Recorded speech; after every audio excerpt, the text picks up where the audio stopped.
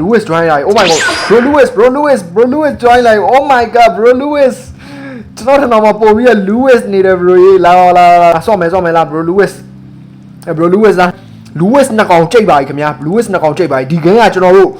ကနန်းတွေကိုခံမှန်းရတဲ့ game ဗျာနော်ကနန်းတွေကိုခံမှန်းမှာကျွန်တော်ကတော့69ကနန်းကိုကျွန်တော်ရွေးလိုက်ပြီးသူ့ရဲ့နံပါတ်ကတော့ဘာနံပါတ်ဖြစ်မလဲတော့ကျွန်တော်လည်းမသိဘူးဗျာဒီမှာ Lewis နှစ်ကောင်ကြိတ်နေပါပြီ Okay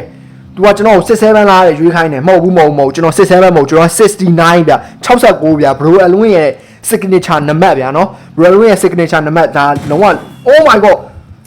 yo 67ကို तू ရွေးရတယ်အေးပါကွာ67ကျွန်တော်ခံမလိုက် तू ရှုံးသွားပြီဗျာအေးပါကွာ bro လုံးဝ67ရွေးရခံမရလွယ်ဗျာကြည့်လိုက်ဒီမှာကျွန်တော်69ရွေးရဘယ်သူမှမသိကြဘူး69နော်bro လူရဲ့ fan တွေပဲ69တီးကြမှာဗျာเนาะ69ချိန်69ကလောက်ရှိနေကျွန်တော်9နေရဗျာ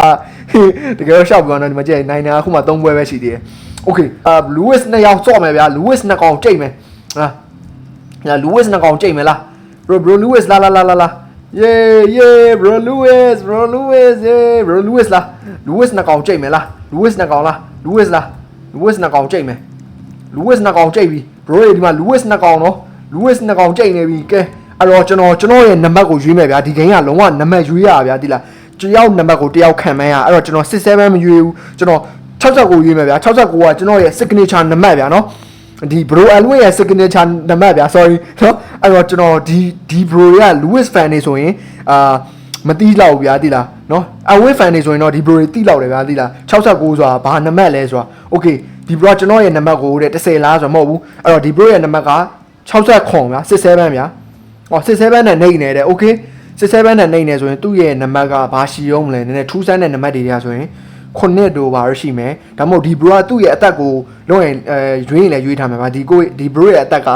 15နှစ်ဒါမှမဟုတ်14နှစ်13နှစ်လောက်ဖြစ်လောက်တယ်ဗျာဒီမှာ Roblox ရဲ့ကျွန်တော်ကိုအားပေးနေတဲ့ fan တွေရဲ့အသက်တွေက73 14 15တွေများ Oh my god yo what နိုင်သွားပြီ what ဘလို့နိုင်သွားတော့ what Oh my god yo Lewis နူးတယ်ကွာ Lewis ဒီပဲပြောက်သွားတော့ကွာ Lewis ပဲပြောက်သွားတော့အေးပါကွာ Lewis ပြောက်သွားပြီကျွန်တော်က Lewis ပါဒီနေ့ဆော့သွားမယ့် game လေးကတော့ဒီမှာကြည့်လိုက်ဗျာ67ဆိုပြီးတွေ့လားတယောက်နဲ့တယောက်ဒီမှာခံမှန်းရတယ်ဗျာကြည့်လိုက်နော်တယောက်က60ခွန်67ကိုလုပ်တယ်တယောက်ကကျတော့25လုပ်တယ်ခဏန်းကိုသူတို့ကဒီမှာဒီကြားထဲမှာမှန်ကြီးချတာဗျာကြည့်လားချပြီးတော့ကျွန်တော်တို့ကခံမှန်းရမှာဗျာတယောက်ရဲ့ခဏန်းကိုတယောက်ကခံမှန်းရမယ်တကယ်လို့ခံမှန်းလို့နိုင်တဲ့လူကနိုင်မယ်ဗျာပေါက်ကွဲသွားမယ်ဟိုရှုံးတဲ့လူကတော့ပေါက်ကွဲသွားမယ်ဗျာအဲ့ဒီတော့ကျွန်တော်တို့ဆော့ကြည့်လိုက်အောင် let's go ကျွန်တော်ကတော့ခု game ထဲကိုရောက်လာပြီကဲကျွန်တော်okay ဒီမှာကောင်မလေး2ယောက်လည်းရှိအဲ့ကောင်မလေး2ယောက်နဲ့ကျွန်တော်ဆော့မယ်ဗျာ okay ကျွန်တော်ဒီမှာနိုင်ရင်နဲ့ဒီမှာနိုင်ရင်ဒေါ်လာ100ရမယ်เนาะဒီမှာဝဲ99ဒေါ်လာ100ရတယ် okay ကျွန်တော်ဒီနားလေးမှာထိုင်လိုက်မယ် okay ထိုင်လိုက်ပြီကျွန်တော်နဲ့ဘယ်သူလာ join မလဲရော okay ဒီမှာဒီကောင်မလေးနဲ့ဆော့ပြီ okay ဒီကောင်မလေးကဒီမှာကြည့်လိုက်တော့ let's go ကျွန်တော်နံပါတ်ကိုကျွန်တော်ရွေးမယ်เนาะကျွန်တော်က67ရွေးလိုက်မယ်ဗျာ67ရွေးလိုက်ပြီ let's go ကဲသူ့နံပါတ်ကိုတော့ကျွန်တော်မမြင်ရအောင်เนาะအဲ့ဒီတော့ကဲသူ့ရဲ့နံပါတ်ကိုကျွန်တော်တို့ခံမှန်းမယ်ဗျာသူ့နံပါတ်ကကျွန်တော်50ခံမှန်းလိုက်မယ်ရော50လား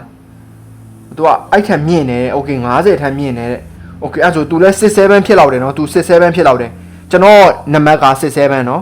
okay 50လားဆို okay ငါလည်းမြင့်နေလို့ပြောလိုက်ပြီ okay သူ့ရဲ့ခဏန်းရောကွာ67မင်း67မလားငါသိရဟာအဲ့ထက်ပိုမြင့်နေတဲ့67ထက်ပိုမြင့်နေတဲ့အေးပါတော့တော့67ခံမှန်းတော့မယ်ထင်တာပဲOkay 80လားမဟုတ်ဘူးလို့ Okay ဒီထက်နှိမ့်နေ80ထက်နှိမ့်နေ60ဆိုတော့လေ Okay 67ထက်တော့မပုံမြင့်နေဆိုတော့ Okay तू က88ကွာဟုတ်လောက်တယ် तू 88ဟုတ်လောက်တယ်88ထက်နှိမ့်နေတယ် Okay အဲ့ဆိုရင် तू က80ဖြစ်လောက်တယ်အသွားရော67လားကြည့်လိုက်သေရောကြည့်လောက်ဗျာ Oh my god သေသွားပြီတိလိုက်တာ67ဆိုတာ Oh my god တော့တိရတော့လေဟာသူတွေOkay ကို Spider-Man နဲ့ဆော့မယ်ကို Spider-Man ကြီးလားဆော့အောင်ကို Spider-Man ကြီးပြေးသွားပြီကျွန်တော်ရီးချင်းစရာကြီးရေးတဲ့ပုံစံကြီးက Come on ဆော့ရအောင်လေကျွန်တော်နဲ့ဘယ်သူမှမဆော့ပါလား Come on Okay ဒီမှာဒီကောင်မလေးဆော့မလား Okay ဒီကောင်မလေးနဲ့ဆော့မယ်နော်ကဲကျွန်တော်67တော့မလုပ်တော့ဘူးဗျာနော်67မလုပ်တော့ဘူးကျွန်တော်69လုပ်လိုက်တော့မယ်69မလုပ်တော့69လုပ်လိုက်တော့မယ် Bro Alwin လုပ်လိုက်တော့မယ်ကျွန်တော်နော်69 69ဆိုရင် तू ကမသိလောက် okay သူ့ရဲ့နံပါတ်ကိုကျွန်တော်ခံမှန်းမယ်60ခွန်ကွာ67ခံမှန်းလိုက်ပြီ67တဲ့မြင့်နေတဲ့ okay 67တမြင့်နေဆိုတော့နံပါတ်ကဘယ်လောက်လဲ Okay 80နေတယ်မရနော်ကျွန်တော်ရဲ့နံပါတ်က69သူက80နေတဲ့ Okay သူကခုနက67တဲ့ Okay ဒါဆိုဒါကြီးမဟုတ်တော့ဘူးအဲ့ဒီတော့ရော့90ကွာ90ရော90ထက်နှိမ့်နေတယ်အေးပါကွာ Okay အဲ့ဆိုရင်ကျွန်တော်တို့81လာရဲ့သူကကျွန်တော်81မဟုတ်ဘူး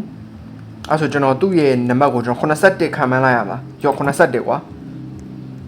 ဟုတ်တယ်အဲ့ထက်မြင့်နေတယ်အေးပါကွာ81ဆိုတော့please သူခံမှန်းနေပြီခံမှန်းနေပြီသွားရော Okay 7လာမဟုတ်69တော့ကျွန်တော်69ကတော်တော်ခံမှန်းရခက်တယ်တင်တယ်ဗျာကြည့်လိုက်ဟိုသူကနန်းနေဝါရမဟုတ်တော့เนาะကျွန်တော်အဲ့တော့ကျွန်တော်ဒီလေကောင်းဟောက်ယူလိုက်မယ်ရော့ကွာ83ယူလိုက်မယ်အဲ့ထက်နေရင်လည်းနေမယ်အောက်ထက်အောက်လည်းအောက်မယ် Okay အဲ့ထက်နေနေတယ် Okay အဲ့ဆိုရင်တော့ तू က80ဖြစ်လောက်တယ်ဗျာဒီလားဟိုဒီမှာ14လားဆိုတော့မဟုတ်ဘူးလို့ဟုတ်ပါဘူးဆိုမအောင် Okay 80ဖြစ်လောက်တယ်သူ့နံပါတ်ကလေ86ကိုဖြစ်နိုင်လောက်လား86လောက်ကြည့်မယ်ဗျာ86မှန်လိုက်တော့ဟာ86နဲ့နေသေးရတယ်အေးအဲ့ဆိုသိပြီ81ပဲကျွန်တော်သိပြီမဟုတ်ဘူးအဲ့ထက်များတယ်ဟာ20လောက်ခံမှန်းတာ Okay 81အော်81လည်းမဟုတ်တော့အဲ့ဆို85ကွာ85မလားမင်းတေးလိုက်တော့ Yes let's go ကျွန်တော်နိုင်သွားပြီ ကျွန်တော်နိုင်သွားပြီ let's go ကျွန်တော်နိုင်သွားပြီ Okay ဒီကောင်နဲ့ထပ်ဆော်မလားလာ Oh my god ဒီကောင်ပါ Squid Game နဲ့ကောင်လားဟာစော်ရဲဥသာကြောက်တာ Okay ကျွန်တော်နံပါတ်ကိုခံမှန်းပဲဗျာကျွန်တော်69ထပ်လို့မနော် Bro Alwin ကကန်ကောင်းတယ်ဗျာ69ကလုံးဝလူတွေမသိကြဘူးဗျာ67လောက်ပဲသိကြ69ဆိုရဲဥစ္စာသူတို့တိတ်မသိကြဘူးဗျာ69ကတကယ် OG နံပါတ်ဗျာ66တဲ့ Oh my god သွားသိပြီ Okay အဲ့တော့ရော့ကွာအမလုတ်ပလိုက်ပြီရော့မင်း66လားပြောစမ်းအဲ့ထက်မြင့်နေတယ်အေး Okay အဲ့ဆိုရင်ဟိုမှာ69လို့မခံမှန်းလိုက်ပါနဲ့ကွာဒီကောင်ခံမှန်းနေပြီကျွန်တော်ရဲ့နံပါတ်ကဘာနံပါတ်လဲဆိုတော့ Okay 82လားဆိုမဟုတ်ဘူး Okay အဲ့ထက်နှိမ့်နေသွားရောOh my god ဒီဘောဟိုင်လည်းမဟုတ်တော့ဆိုတော့ Okay 60ခွန်အဲ့တော့82အဲ့ဒီတော့ကျွန်တော်89လောက်လိုက်မယ်89လားမင်းပြော29လားမင်းမဟုတ်ဘူးတဲ့ကျွန်တော်ဖန်ကျွန်တော်နဲ့ဆော့နေတာတဲ့ Okay 68ဟုတ်လား68လည်းမဟုတ်ဘူးတဲ့အေးပါကွာအဲ့ဆိုရင်တော့အထင်တော့67ထင်တယ်အကောင်ဒီကောင်67ထင်တယ်ဒီကောင်67ပဲတေးလိုက်တော့မှ67ကောင်နဲ့လာတွေ့နေကွာအမှန်တကယ်ဆို67ဆိုပြီးတန်းပြီးခံမှန်းလိုက်ရမှာ Okay ဒီမှာကျွန်တော်ဖန်တယောက်ရပြီကျွန်တော်ဖန်နဲ့ဆော့မယ်ဗျာ let's go ကျွန်တော်ရဲ့လင်းဝက်နံပါတ်ကိုကျွန်တော်69လို့ထားပါမယ်ခင်ဗျာကျွန်တော်67ဆိုတာလူတိုင်းကလေးတိုင်းသိရဗျာအဲ့တော့ကျွန်တော်69ထားလိုက်မယ် Bro Alwin လောက်လိုက်မယ်ဗျာကျွန်တော် Bro Alwin ဒီ69ဆိုရဲဟိုနံပါတ်ကလုံးဝခက်ခဲရဗျာ Okay ဒီ Bro ကဒီ Alwin ရဲ့ Bro ဆိုရင် Alwin fan ဆိုရင်သိလောက်တယ်ဗျာ69ဆိုရဲနံပါတ်ကိုလေ69ဆိုတာတကယ်ဟွာဗျာလုံးဝ lucky နံပါတ်ဗျာလုံးဝကို OG ရေပေါ့ဆရာကြီးတွေပဲသိရနံပါတ်ဗျာနော် Okay 60ခွန်ထက်နှိမ့်နေတယ် Okay ဒီ Bro 67မရွေးဘူးဒါလုံးဝ genius လို့ပြောရမယ်67လုံးဝမရွေးဘူးအဲ့တော့ဒီက19တဲ့19မဟုတ်ဘူးနော်19ကကျွန်တော်ရဲ့အသက်ဖြစ်လောက်တယ်နော်19က Okay အဲ့ဆိုရင်ဒီ Bro 7ဖြစ်လောက်တယ်ဗျာခုနကကျွန်တော်7လားလို့မေးရ7ထက်မြင့်နေတယ်အေးပါကွာအဲ့ဒီတော့ဘာဖြစ်လောက်မလဲ Come on ဟို28လားဆိုမဟုတ်ဘူးBro ဘေးဘက်ပါကျွန်တော်ပေါ်နေပါတက်နေနေရကျွန်တော်အဲ့ဒီတော့ကျွန်တော်သူက60ခွန်လည်းမဟုတ်ဆိုတော့ဒီအောက်ကဟာကြီးလည်းမဖြစ်ဘူးအဲ့တော့အဲ့ဒီတော့ကျွန်တော်50လောက်လိုက်မယ်ကွာရော့50လားဟိုအဲ့ထက်နှိမ့်နေတယ်အေးပါကွာအဲ့ထက်နှိမ့်နေဆိုရင်တော့ကနန်းနေရတိတ်မရှိတော့ဘူးဗျာ67လားဒီမှာကျွန်တော်လာမင်းနေ67မဟုတ်ဘူးဗျာကျွန်တော်က69ဗျာ Okay အဲ့တော့သူ19ဖြစ်နိုင်တော့လားကျွန်တော်30ရွေးလိုက်မယ်ဗျာရော့အဲ့30ရဲ့အောက်လား30ရဲ့ထက်လားဆိုတော့ကျွန်တော်သိချင်တယ်ဗျာ Okay 30ရဲ့အောက် Okay သိပြီအဲ့ဆိုရင်သိပြီသူ့ရဲ့အသက်ပဲဖြစ်လောက်တယ်ဗျာဟောသွားတယ်69ရဲ့သွားရောကွာခံမလိုက်ပြီဒီ Bro Alwin ရဲ့ fan ဖြစ်လောက်တယ်ဗျာဘာလို့လဲဆိုတော့69သိနေတယ်အေးပါကွာနော်69သိရတူက Bro Alwin fan ပဲရှိရဗျာနော်69ဆိုတာလေတကယ်ဆရာကြီးတွေမှသိတာသွားရောဒီ Bro သိရကျွန်တော်သေသွားပြီ69ခံမလိုက်တာ Okay ဒီမှာဒီတယောက်ရှိရဒီတယောက်နဲ့ဆော့အောင် let's go ကောင်းဆက်ဝင်းဆိုရဲကောင်းဆက်ဝေဆိုးဆိုရဲ Bro နဲ့ဆော့မယ် let's go ကဲ bro ဒီ bro ကကျွန်တော်ရဲ့ကနေ69ဆိုတာဒီ bro တိလောက်လားမသိဘူးကဲကျွန်တော်ဒီတစ်ခေါက်လဲကျွန်တော်69ထပ်လောက်လောက်မယ်ဗျရော့ခုနကတော့သူကြည်သွားတယ်ကြည်တိလောက်တယ်အဲ့ကျွန်တော်69လောက်လိုက်ပြီဒီ bro ဘာခံမှန်းမလဲ69ဆိုတော့ bro အလုံးရဲ့signature နံပါတ်နော် okay 67လားဒီ bro အဲ့ထက်အောက်တယ်အဲ့ထက်ဟိုဖြစ်တယ်တဲ့နဲတယ်တဲ့အဲ့ကနန်းတန်နေတယ် okay 6လားတယ်မဟုတ်ဘူးအဲ့ဒီတော့သူ့ရဲ့အသက်ကိုကျွန်တော်ခံမှန်းကြည့်ပဲဗျာလုံးဝကျွန်တော်ရဲ့ fan တို့ bro အလုံးရဲ့ fan တွေဆိုရင်သူတို့ကအသက်က14နှစ်15နှစ်ပဲရှိရဗျာဒီလားအဲ့လိုမျိုးလေးဗျာ okay အဲ့တဲ့တော့မအောက်ကြရဲ oh my god အဲ့ဆိုရင်တော့တီးပြီ73နှစ်ပဲဖြစ်မယ်73နှစ်ပဲဖြစ်မယ်ဗျာ okay 30လားမဟုတ် bro အဲ့တော့ဒီ bro ရဲ့ရွေးရဲ့ခဏ73ဒါမှမဟုတ်ရင်9နှစ်ပဲဒါမှမဟုတ်73နဲ့7နှစ်လည်းဖြစ်နိုင်တော့တယ်ဒီနှစ်ခုရဲ့တစ်ခုဖြစ်နိုင်တယ်ကွာအဲ့တော့ကျွန်တော်73ကိုရွေးရင်ကောင်းမှာတော့7နှစ်ရွေးလိုက်မယ်ကွာဟာဒီထက်အောက်ကြရင်တော့73ပဲရှိရော်ရယ်မဟုတ်ဘူးအော်ဒီထက်အောက်ကြရင်တော့ तू 71ဆိုရင်ရှိအောင်what the heck ဘယ်လိုလုပ်ကြမလဲ okay 89လားတဲ့ဟုတ်တယ်89မဟုတ်ဘူး bro ကျွန်တော်နံပါတ်ကလွယ်လုံးတယ်လို့ပြောရမလားခက်လုံးတယ်ပြောရမလားမသိဘူး okay 7ရွေးကြည့်အောင်ဗျာ7ဒီ bro က7လည်းဖြစ်လောက်တယ် oh my god 7ထပ်မြင်နေတဲ့ okay ဒီ bro ရဲ့အသက်ကိုထားထားရလို့ကျွန်တော်ထင်တယ်ဗျာအသက်ကိုထားထားရလို့ထင်တယ်အဲ့ဆိုရင်တော့ဒီ bro က17နှစ်ဖြစ်လောက်တယ်17နှစ်ပဲဒီမှာကြည့်လိုက်ဒီဟာဒီ၄ခုတွေကတစ်ခုပဲရှိလောက်တယ်ဗျာ10နှစ်ဆိုတာလည်းမဖြစ်နိုင်ဘူး10နှစ်နဲ့ game မဆော့တတ်လောက်ဘူးဗျာ9နှစ်လည်းမဖြစ်တော့အဲ့တော့17နှစ်ဗျာဒီကွာ17ဒီ bro က17နှစ်ပဲတေးလိုက်တော့မှာအမှတေးသွားပြီအမှကောင်းဆက်ဝေဆိုးတယ် bro ရဲ့အသက်က17နှစ်ပါခင်ဗျာ let's go ကဲကျွန်တော်အဲ့ bro ရဲ့အသက်ကိုခံမှန်းပြီးဒီမှာကြည့်မီးတောက်လေးတော်ရသွားရင်เนาะကျွန်တော်တပွဲနိုင်ထားရဲဆိုတဲ့သဘောပဲဗျာเนาะကျွန်တော် pro ဆိုတဲ့သဘောပဲ okay ကဲသူနဲ့ဆော့ကြည့်အောင် oh my god yo ကြည့်လောက်ဘာယုံကြည့်အောင်ဟာကြည့်လောက်ဒီနီဟိုဟာနဲ့ဆော့ရမှာဗျာဒီမှာဒီဘယ်လိုပြောရမလဲokay သူတို့ကတော့69ကိုတိလောက်မယ်လို့မထင်ဘူးဗျာရော့အမ69သူတို့ကတော့ကျွန်တော် friend နေလည်းမဟုတ်ဘူးဆိုတော့သူတို့တိလောက်မယ်မထင်ဘူး bro win ရဲ့ signature နံပါတ်ကိုဟုတ်ပါ69ဆိုတာလူတိုင်းတိရဗျာနော်ကျွန်တော် oh my god 67နဲ့အေးအောင်67မဟုတ်ဘူးကွာ69ကွာ come on လာစမ်းပါ okay ရော့ miss 67မလားငါသိတယ်ဒီကလေး miss 67မလားပြောစမ်း67နဲ့ तू ကအောက်ကိုရောက်တယ်တဲ့ okay အဲ့ဆိုရင် तू okay 100လားတဲ့မဟုတ်ကျွန်တော်က69ဗျာ69ကဲအဲ့ဒီတော့67လည်းမဟုတ်ဘူးဆိုတော့ तू ကအဲ့ဆိုရင်ကျွန်တော်ဟွာလောက်ရွေးချင်မယ်40ခွန်ကွာအဲ့တော့40ခွန်မဟုတ်ဘူးဆိုရင်အဲ့ထက်နေသေးရတယ်အေးပါကွာအဲ့ဆိုအဲ့ထက်နေသေးရဆိုရင် तू ဘယ်လောက်တော့အဲ့ဆိုရင်ကျွန်တော်ထင်တော့ तू 81လားကျွန်တော်နံပါတ်က69နော်သူ့ရဲ့အသက်ကိုခံမှန်းကြည့်လိုက်မယ်ဗျာအသက်18ဗျာရော့သူဒီကောင်မလေးရဲ့အသက်က18ဖြစ်လောက်တယ်ဗျာ oh my god 18တောင်မှ तू နှိမ့်နေတဲ့ तू ကနန်းอ่ะလေကဲ तू ခံမှန်းနေကျွန်တော်ရဲ့ကနန်း69လို့မခံမှန်းလိုက်ပါနဲ့ please oh my god သွားရော68လားတဲ့သွားရောနီးလာပြီကျွန်တော်ကနန်းနဲ့နီးလာကျွန်တော်ကနန်းကဟိုဖြစ်တယ် oh my god အဲ့တော့ तू က7လားတောင်မဟုတ်ကြောက်ကွာမင်း7မလားငါသိရမင်း7မလားခုနှစ်ကိုရွေးထားမလားဟာမဟုတ်ဘူးတဲ့ဟာသွားရောကွာ okay oh my god 69ကျော်သွားတယ်80လားတဲ့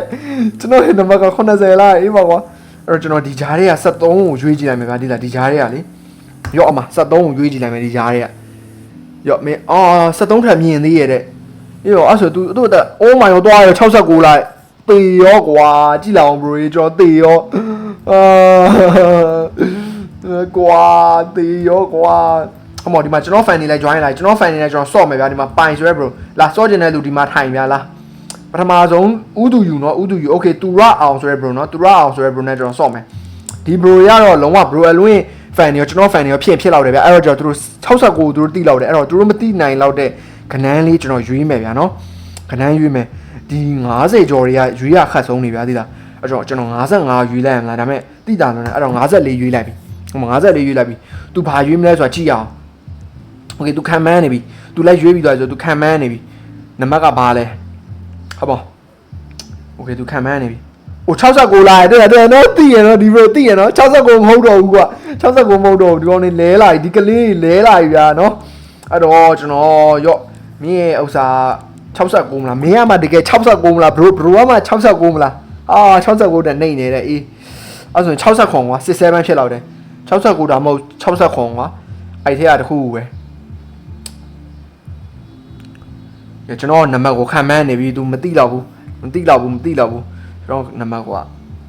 come on ဟို29လာမဟုတ်ဘူး29လုံးဝမဟုတ်ဘူးအဲ့ထက်ပိုမြင့်တယ်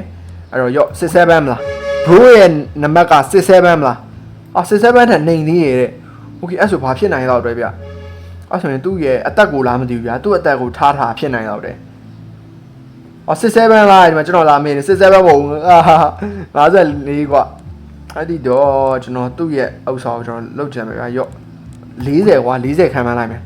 40လားအဲ့ဒါနေသေးတယ်โอเคအဲ့ဆိုရင်တော့တေးကြပြီဒါသူ့ရဲ့အသက်ကိုရေးထားပဲဖြစ်တော့တယ်သူ့ရဲ့အသက်က15နှစ်ဒါမှမဟုတ်16နှစ်အလောက်ဖြစ်လိမ့်မယ်ဗျာအဲ့ရားရဲပဲအဲ့တော့ခံမှန်းကြည့်မယ်ဟုတ်မောကဲကြာပြီ โอเค39လာရဲ့ကျွန်တော်ရဲ့ကနန်းက39မဟုတ်ဘူးเนาะကျွန်တော်ခံမှန်းထားရဲ့ကနန်းโอเคရော့ဒီ bro ရဲ့အသက်က14နှစ်ကွာရော့အမရော့14နှစ်โอเคအဲ့ထက်မြင်သေးရဲ့โอเคအဲ့ဆို15နှစ်လားโอเค40လာတယ်မဟုတ်ဘူးเนาะကျွန်တော်54 let's goဟုတ်နေအဲ့ဒီတော့ကျွန်တော်ရော့ဒီမှာရော့ကွာမှာ23လား23ခံမှန်းလိုက်မယ်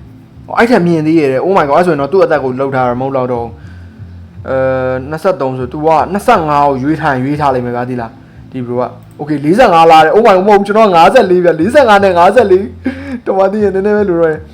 okay အဲ့တော့သူ့ရဲ့အောက်စာက24 25 20ဒီထက်ကတစ်ခုပဲဗျာအဲ့တော့33ကိုကျွန်တော်ရွေးကြည့်လိုက်မယ်ရော32ဗျာ32ကိုရွေးကြည့်လိုက်မယ်ဟုတ်လား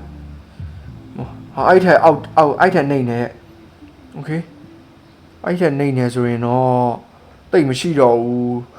come on မရွေးလိုက်ပါနဲ့ please ကျွန်တော်ခံမှန်းနေ okay 46လိုက်မဟုတ်54ကျွန်တော်က okay bro I am your big fan okay 25ဖြစ်လောက်တယ် bro 25ဖြစ်လောက်တယ်နော်ကျွန်တော်ထင်တော့လေ25ဖြစ်လောက်တယ်ဒါမဲ့ကျွန်တော်ဒီအလဲရဟာကိုပဲရွေးကြည့်မယ်ဗျာနော်အလဲရဟာကိုပဲရွေးကြည့်မယ်အလဲရဟာကိုရွေးရင်ကျွန်တော်ပို့ပြီးတော့မှန်သွားနိုင်တယ်ဗျာနော်ဟိုတွေ့လားဖြစ်နိုင်ချေပို့ပြီးများလာပြီ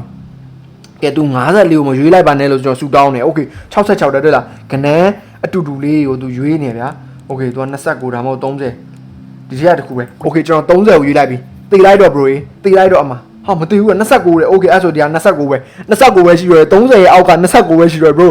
တေးလိုက်တော့ bro ရဲ့နံပါတ်က29ကျွန်တော်ခံမှန်းထားမှရင် bro ကျွန်တော်ကိုကြိုက်တာလောက်လိုက်ဗျာနော်ကဲကျွန်တော်ရဲ့နံပါတ်က50နံပါတ်4ဗျာဒီ bro ခံမှန်းနေဒီ bro ကြာကြီးပဲဟာ bro ကြာလိုက်တာ bro မြင်လောက်တော်ကြီး59ခံမှန်းတာကျွန်တော်54ကဲ bro တေးလိုက်တော့ဗျာရောအမ29ပဲ bro ရဲ့နံပါတ်က29ပဲအမတေးလိုက်တော့ bro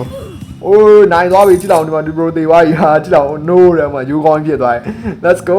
ကျွန်တော်နိုင်သွားပြီအိုးဒါပါမသိဗျဒါ question mark ဗျဒါကိုကလုပ်လို့ရပြီဗျသိလားမသိရဲ့ခါကျရင်မေးလို့ရတယ်ကဲဒီမှာကျွန်တော် fan တွေရောက်လာပြီ bro ဒီမှာကျွန်တော်နဲ့စော်ပြီးသားဒီမှာတူရအောင်တို့ဒီတခြားသူတွေဆိုတာတော့စော်ပြီးသားเนาะကျွန်တော်မစော်ရသေးတဲ့လူတွေနဲ့ပဲကျွန်တော်စော်မယ်ဗျာเนาะမစော်ရသေးတဲ့လူ okay ဒီမှာ Lewis join လာပြီ oh my god bro Lewis join လာပြီ oh my god bro Lewis ကျွန်တော်ထင်တော့မပို့ပြီး Lewis နေတယ် bro လာ Lewis နှစ်ယောက်စော်မယ်ဗျာ Lewis နှစ်ကောင်ကြိတ်မယ်ဟာLewis နှစ်ကောင်ကြိတ်မယ်လား bro Lewis လာyeah bro Lewis yeah bro Lewis လား Lewis နှစ်ကောင်ကြိတ်မယ်လား Lewis နှစ်ကောင်ကြိတ်မယ် Lewis နှစ်ကောင်ကြိတ်ပြီ bro ဒီမှာ Lewis နှစ်ကောင်နော် Lewis နှစ်ကောင်ကြိတ်နေပြီကဲအဲ့တော့ကျွန်တော်ရဲ့နံပါတ်ကိုရွေးမယ်ဗျာဒီဂိမ်းကလုံးဝနံပါတ်ရွေးရပါဗျာဒီလားတယောက်နံပါတ်ကိုတယောက်ခံမှန်းရအဲ့တော့ကျွန်တော်67မရွေးဘူးကျွန်တော်69ရွေးမယ်ဗျာ69ကကျွန်တော်ရဲ့ signature နံပါတ်ဗျာနော်ဒီ bro alway ရဲ့ signature နံပါတ်ဗျာ sorry နော်အဲ့တော့ကျွန်တော်ဒီ bro ရဲ့ Lewis fan နေဆိုရင်မတီးလောက်ဗျာတိလားနော် away fan နေဆိုရင်တော့ဒီ bro တွေတီးလောက်တယ်ဗျာတိလား69ဆိုတာဘာနံပါတ်လဲဆိုတာ okay ဒီ bro ကျွန်တော်ရဲ့နံပါတ်ကိုတဲ့10လားဆိုတော့မဟုတ်ဘူးအဲ့တော့ဒီ bro ရဲ့နံပါတ်က60ခွန်ဗျာ67ဗျာ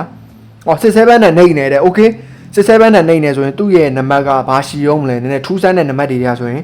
9တို့ပါရရှိမယ်ဒါမှမဟုတ်ဒီ bro ကသူ့ရဲ့အသက်ကိုလုံးရင်ရွေးရင်လည်းရွေးထားမှာပါဒီ bro ရဲ့အသက်က15နှစ်ဒါမှမဟုတ်14နှစ်13နှစ်လောက်ဖြစ်လောက်တယ်ဗျာဒီမှာ Roblox ရဲ့ကျွန်တော်ကိုအားပေးနေတဲ့ fan တွေရဲ့အသက်တွေက73 14 15တွေများတယ် oh my god yo what နိုင်သွားပြီ what ဘလို့နိုင်သွားတော့ what oh my god yo Lewis နူးရကွာ Lewis ဒီပဲပြောက်သွားတော့ကွာ Lewis ပဲပြောက်သွားတော့အေးပါကွာ Lewis ပြောက်သွားပြီဒီမှာ Lewis line မကောင်းလို့ရှုံးသွားတယ်အေးပါကွာ Lewis ရာနော် bro Lewis ကကျွန်တော်ထင်တာမှာပို့ပြီး Lewis ဖြစ်နေတယ်အေးပါကွာနော် okay လာကဲလာဆော့မယ်လား bro Lewis လားနောက်တစ်ပွဲနော်နောက်တစ်ပွဲ Lewis နှစ်ကောင်ကြိတ်ပါပြီခင်ဗျာ Lewis နှစ်ကောင်ကြိတ်ပါပြီဒီ game ကကျွန်တော်တို့ကနန်းတွေကိုခံမှန်းရတဲ့ game ဗျာနော်ကနန်းတွေကိုခံမှန်းမှာကျွန်တော်ကတော့69ကနန်းကိုကျွန်တော်ရွေးလိုက်ပြီသူ့ရဲ့နံပါတ်ကတော့ဘာနံပါတ်ဖြစ်မလဲတော့ကျွန်တော်လည်းမသိဘူးဗျာဒီမှာ Lewis နှစ်ကောင်ကြိတ်နေပါပြီโอเคသူကကျွန်တော်67လားတဲ့ရွေးခိုင်းတယ်မဟုတ်ဘူးကျွန်တော်67မဟုတ်ကျွန်တော်69ဗျ69ဗျာ Bro Alwin ရဲ့ signature နံပါတ်ဗျာနော် Bro Alwin ရဲ့ signature နံပါတ်ဒါလုံးဝ Oh my god yo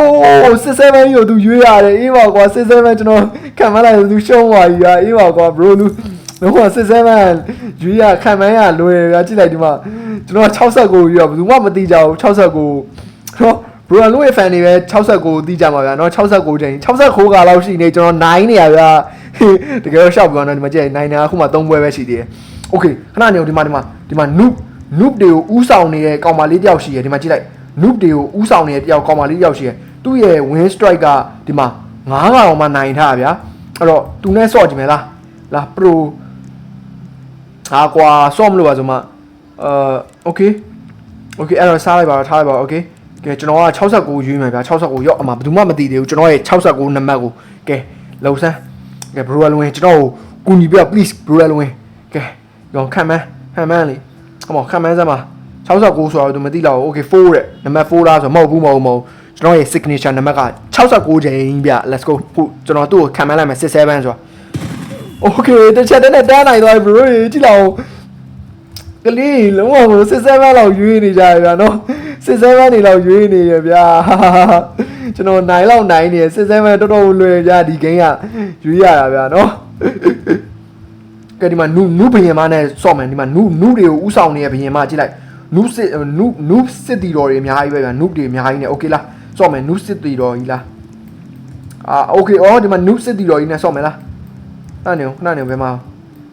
ခဏနေနူးစစ်တီတော်ကြီးနဲ့ဆော့မယ်လားနူးစစ်တီတော်ကြီးလားလိုက်ခဲ့လားနူးတွေကိုဥဆောင်နေဒီမှာဒီကောင်မလေးနဲ့ဆော့မယ်အပြအောင်မဲ့သူလဲကျွန်တော်လိုပဲ okay အဲ့တော့ကျွန်တော်ရွေးမယ်ဗျာကျွန်တော်က69ရွေးမယ်เนาะကျွန်တော်69ရွေးထားပြီ Royal Win ရဲ့ signature နံပါတ်ကဲ okay तू က67ဖြစ်လောက်တယ်67မလားမင်းပြော तू က okay 67တက်မြင့်နေတယ် okay အဲ့ဆိုကျွန်တော်ခံမှန်းမယ်ဗျာ तू က69လည်းဖြစ်နိုင်လောက်တယ်ကျွန်တော်နံပါတ် oh my god ကျွန်တော်နံပါတ်ကိုခံမှန်းတာ69တဲ့သွားရောကွာဘလို့သိသွားတော့ကွာငါ့ရဲ့နံပါတ်သွားရောကျွန်တော်ရဲ့ဒီမှာမီးတောင်လေးတွေသွားရောဗျာကျွန်တော်ရဲ့နိုင်ထားတဲ့ပွဲစုပေါင်း4ပွဲလောက်ရှိတယ်ဒီနုဘရင်မာကြီးကျွန်တော်ကြိတ်သွားတယ်နုဘရင်မာကြီးရဲ့နာမည်ဘယ်သူတော့ပြော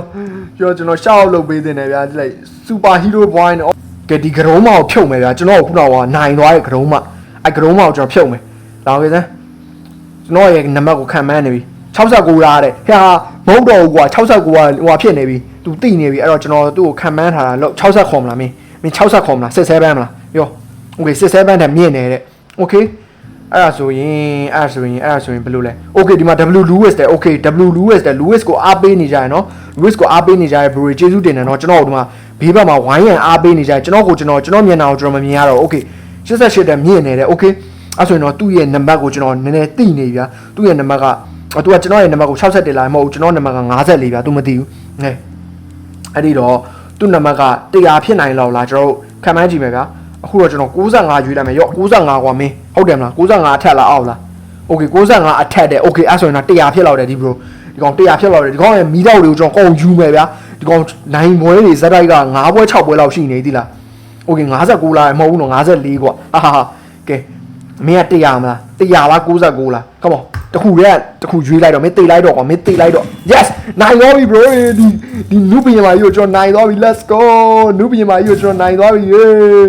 ကဲ let's go နုတွေရဲ့ဘင်မာကြီးကိုကျွန်တော်နိုင်သွားပြီဗျာ let's go ပွဲတိုင်းသူကျွန်တော်ခုနရှုပ်ဖြုတ်သွားတာဒါပေမဲ့ तू ရှုံးသွားပြီဗျာဟာကျွန်တော်နိုင်သွားပြီတပွဲနိုင်သွားပြီ let's go ဒီမှာ W တဲ့ W fan W တဲ့ bro ကဲ bro တွေလည်းကျွန်တော် Lewis ကိုအားပေးရဆိုရင် W ဆိုပြီးတော့ comment မှာမှတ်ခဲ့ပါနော် W Lewis ဆိုပြီးမှတ်ခဲ့ပါဆိုတော့ကျွန်တော်ဒီလောက်မှာပဲအဆုံးသတ်လိုက်တော့မယ်ဗျာနော်ကဲ let's go ကဲကျွန်တော် fan တွေကျွန်တော်လောက်ကိုပြေးလိုက်ကြပါ come on ကျွန်တော်နောက်ကိုပြေးလိုက်ကြပါ come on အားလုံးပဲလာကျွန်တော် outro ဆုံးသတ်မယ်ဗျာကဲ outro ဆုံးသတ်မယ်ကဲ outro ဆုံးသတ်ကြမယ် outro ဆုံးသတ်ကြမယ်လာ outro ဆုံးသတ်ကြမယ်လာ outro ဆုံးသတ်ကြမယ် come on ကဲအားလုံးပဲဒီနေ့ video လေးရတော့ဒီလောက်ပါပဲခင်ဗျာ ကျွန်တော်တို့ဒီနေ့ဗီဒီယိုလေးကိုကြိုက်နေတဲ့ဆိုရင်တော့ကျွန်တော်ရဲ့ Lewis Gaming ဆိုတဲ့ channel လေးကို like and subscribe လုပ်ခဲ့ပေးပါခင်ဗျာ like and subscribe လုပ်ခဲ့တဲ့သူတယောက်ချင်းရာကိုအားလုံးကိုကျေးဇူးတင်ပါတယ်ခင်ဗျာကျွန်တော်ရဲ့ Bro Lewis ဆိုတဲ့ channel လေးရော Lewis Gaming ဆိုတဲ့ channel လေးကိုရော like and subscribe လုပ်ခဲ့ပေးပါဗျာ like and subscribe လုပ်တဲ့လူတွေကတော့67ပဲနေတိုင်းပြောရမှာပဲခင်ဗျာအားလုံးပဲနောက်ဗီဒီယိုမှာပြန်တွေ့ကြမယ် bye bye Lewis